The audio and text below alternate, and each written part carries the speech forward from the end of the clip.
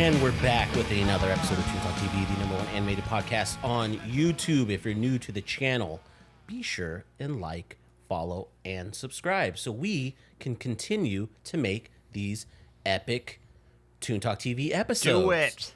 And if you want to see a bunch of creators arguing about chonies... Are we always arguing about something, dude? I think we are. We're always arguing about something. This is the podcast for you, and today we have a super sweet cartoon by Andrew Stadler called Beacon. And Andrew, if you're watching this, you're going to want to delete your YouTube when I'm done talking about this cartoon. Why? Tell him.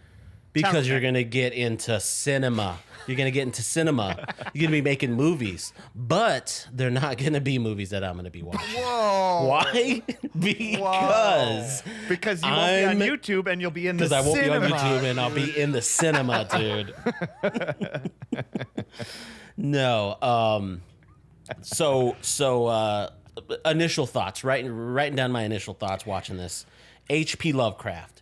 Mystic horror. Oh yeah. Like it reeled me in with those two things, but I will say that the premise I kind of have seen before, and I needed a little more story to it. How'd you feel, Fred? How'd you feel watching this one? Well, actually, it was interesting you just said that because I feel like I just watched a movie that started with this premise. Have you seen that? Don't say premise? it. Let me. Is it on Netflix? Yeah. Is it with Adam Driver? Yeah. 65? Yeah, it's the same thing. It's the same thing. Yeah, it felt very similar to that. Let's be fair. Did that come after this? I think he made the. I think he put this out before that movie. So they copied him. So, yeah, they Adam Driver, you thief. But the other thing too is it felt graphic, but I don't know if I would call it a horror.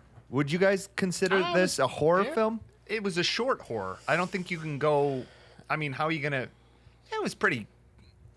Well, it was graphic. It was dramatic. That's what I mean. It was dramatic. I would say it's a drama. Yeah.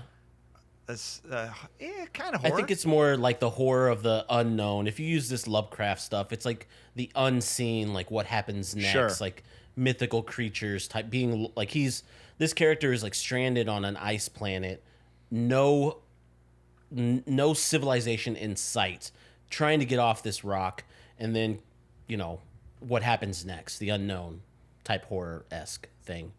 I will say the animation did remind me a little bit of previous Toons, Steven Universe. It kind of had a little Love, Death, and Robots few episodes from in there. It kind of gave me that feel. Because Andrew Stadler actually worked on Kill Team Kill from Love, Death, and No Robots. shit. Yes. That was I love that one. That was a good one. Yeah, it was a very good one. And you could see the relation in the two. You totally can. Yeah. Now that I'm thinking about it. Oh, wasn't that one done by what was the animation? Was that Titmouse who did that as well? It may have been. I know he was working on. I think he was working on like the effects in it. Like it wasn't like. Well, so one of my favorite things that stood out about this film in general was the compositing of it. I feel like as soon as I got in there, I felt like some of the backgrounds were in 3D, some of the spaces were in 3D, some were in 2D. The backgrounds were like extremely like detailed and painted, while the foregrounds felt like you said, Mick, like a Steven Universe type animation.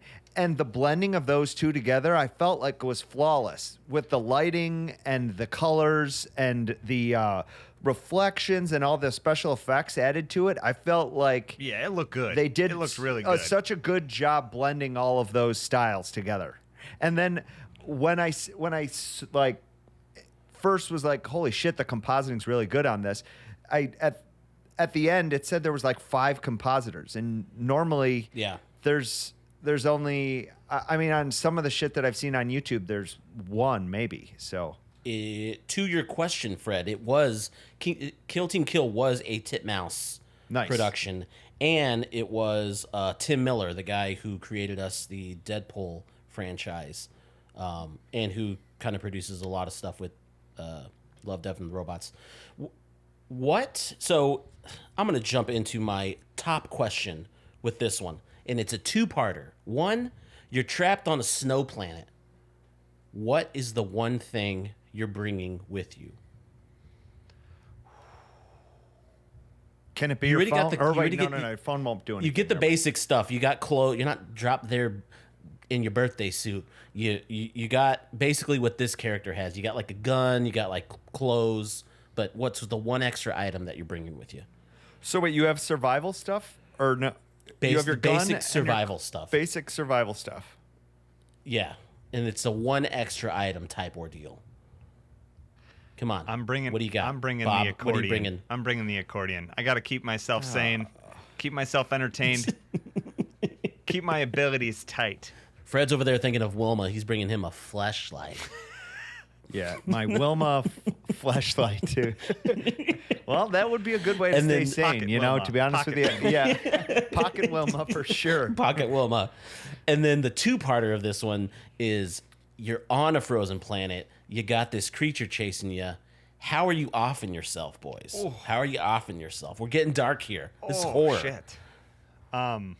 Oh, dude, I'd be going down swinging. I would try and take out the monster by doing something absolutely crazy. And if he eats me or rips me apart, so be it. I don't think I would kill myself either. I think I'd rather die the warrior death of trying to go out in flames. You'd kill yourself immediately. Nick would kill himself. Mick immediately Mick dropped would down. kill him. Nick, I'm done. I can't do it. Actually, that's funny. Yeah. I was going to ask you guys. So this was a unique situation that I thought was similar to 65. So you drop down on that planet.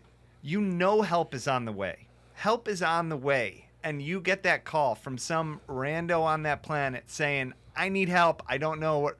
Are you going to play the hero? Or who's? And I know you sure you're going to say yeah. Honestly, but realistically, no. yeah. Yes. No. You're not gonna. But because this is a movie. You don't know. This is a movie. Yeah, that would be so- really boring. I'm turning the volume down on that. Like just till it clicks off.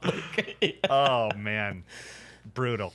My movie is just me sitting around losing my mind in my little thing until help arrives, and then I'm like, oh, by the way, I heard someone else, but take me home first, and then come back. Mick's only in it for the bucks, boys, for the bucks.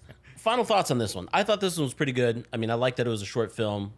I'm a big fan of H.P. Lovecraft stuff, mystical horror stuff. What final thoughts on this one? Dude, so that part when he broke his arm, I thought was badass, the way that they animated that. So, first of all, like to show the insides of someone like rip apart with all like the bone and everything, like they didn't sugarcoat that, but what they did was make it so fast and quickly out of frame. Like that was the only part that I was like, holy shit, and jumped back.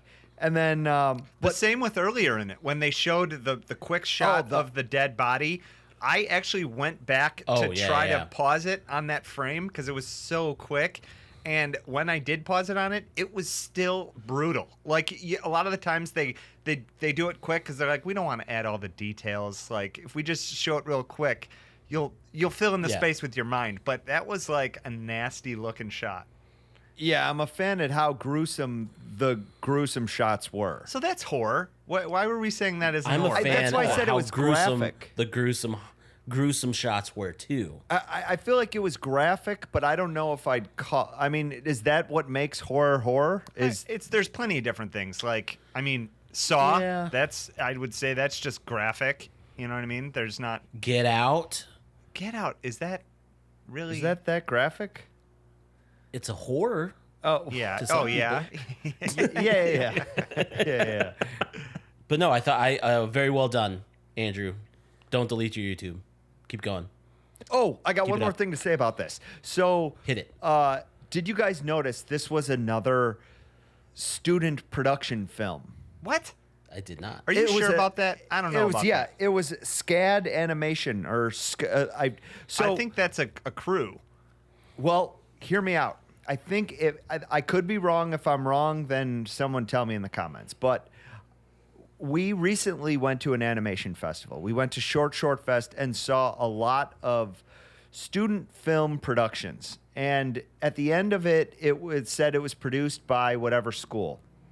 And I think I saw somewhere in the underneath the YouTube description or something that they voted on his film. And I think this is how student film productions are done, is everyone in the class who has an idea, they'll pitch their idea for a film, and whatever gets the most votes, they will. I did this in film school. It's not votes. It's everyone submits a film for their project, and the group picks as a class which one should be sent to. They vote on it as a class which one should be sent to the festival, or the teacher or the professor just picks it.